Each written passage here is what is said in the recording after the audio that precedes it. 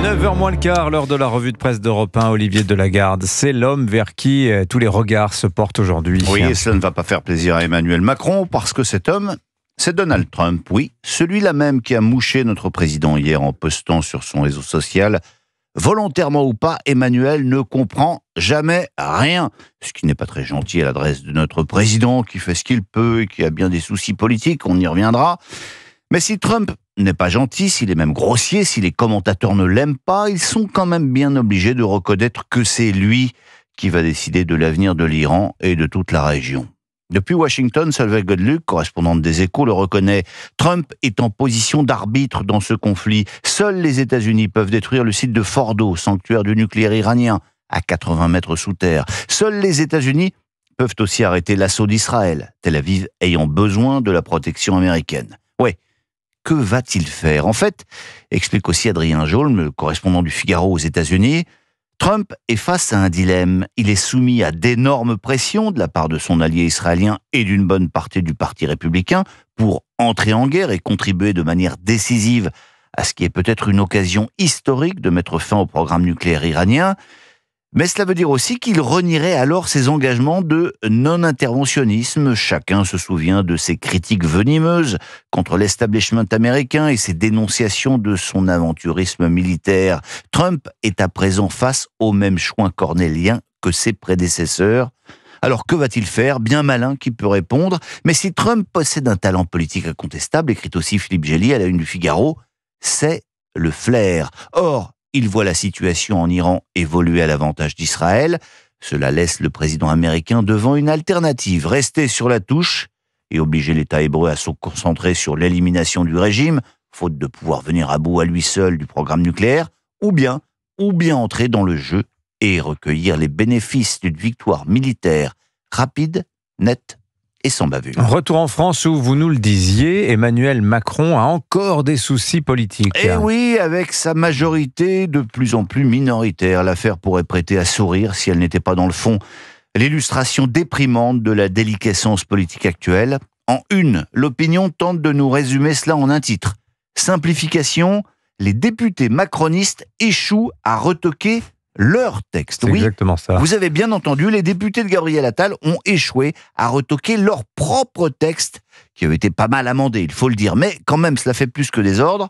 Non seulement le RN, la droite républicaine, mais aussi Horizon et le MoDem, le parti du Premier ministre, je vous le rappelle, se sont mobilisés contre les macronistes. Mais ceux-ci ont aussi été lâchés par 8 députés EPR, qui ont donc voté contre leur propre parti. Bref, tout va bien en Macronie. Côté PS maintenant, cela ne va pas beaucoup mieux, nous indique encore l'opinion. Après la passe d'armes entre Jérôme Guedj et Jean-Luc Mélenchon, le premier ayant traité le second de salopard antisémite, eh bien Olivier Faure, fraîchement réélu, s'est empressé de lâcher son camarade socialiste. Colère de David Assouline devant la stratégie du premier secrétaire, raconte Antoine Oberdorf. On ne va pas se fâcher pour de l'antisémitisme, hein. Ça ferait le jeu du RN. C'est ça, Olivier ? Lui a-t-il lancé. Eh bien, c'est ça, confirme le philosophe politique Milo Lévy-Bruhl. Si Faure ne dit pas un mot des attaques antisémites de Mélenchon, c'est parce qu'il sait que la faiblesse du bloc de gauche l'obligera à faire de nouveau des alliances aux municipales ou aux législatives.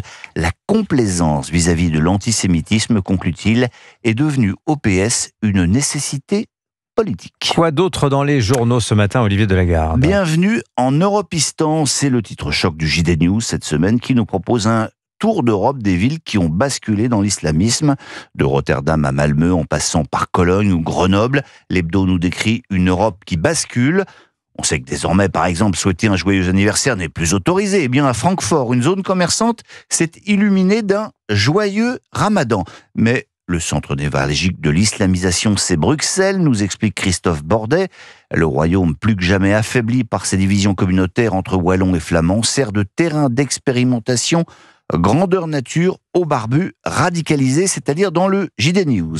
Alors, je voulais également vous parler de ce rapport du Haut-Commissariat au Plan, que s'est procuré le Figaro en avant-première, sur la situation de l'éducation nationale, mais Eugénie Bastier l'a fait bien mieux que je ne l'aurais fait. Alors, pour concurrencer notre Mozart de la chronique politique, je ne vois que lui.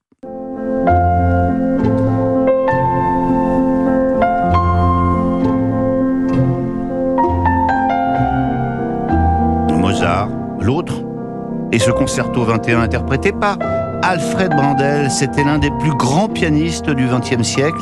Il s'est éteint hier. Belle nécrologie signée Christian Merlin du Figaro.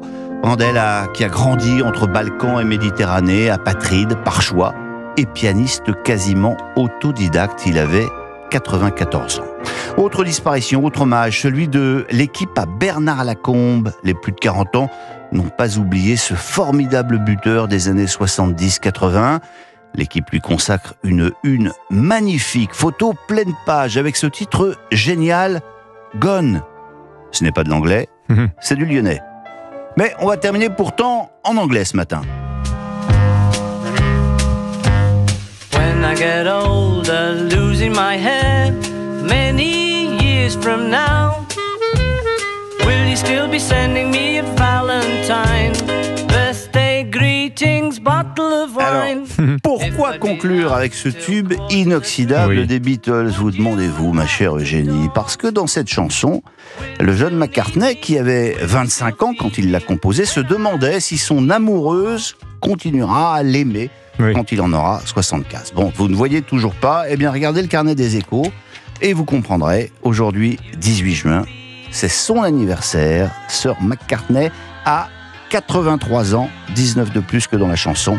Voilà, bon anniversaire Paul, et je crois qu'on vous aime encore.